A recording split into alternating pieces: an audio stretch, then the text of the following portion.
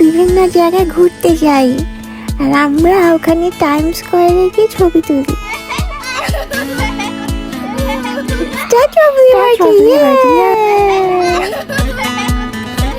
আমরা একটা পার্কে যাই, চকলেট খাই, পাস্তা খাই, টয় কিনি, রাতে ডিনার করি, তারপর আমরা রাত্রে হোটেলে চলে আসি। রাত্রে ঘুমানোর সময় দেখি একটা মেয়ে ভূত জানলায় বসে আছে। আমার নাম মেরি, আমি হোটেল রুমে একটা করছিলাম। ডোন্ট ওয়ারি, আমি মরে ভূত হয়েও সুন্দরী হয়ে বেঁচে আছি। তোমরা কি চাও এখানে? হঠাৎ মনার আমার ঘুম ভেঙে গেল।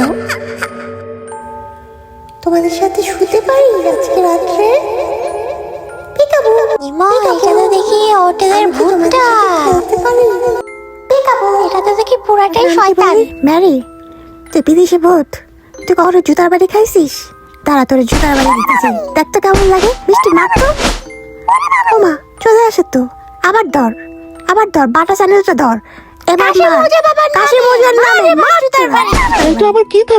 রাতে শুনি কে জানি বাথরুম থেকে গান গায়।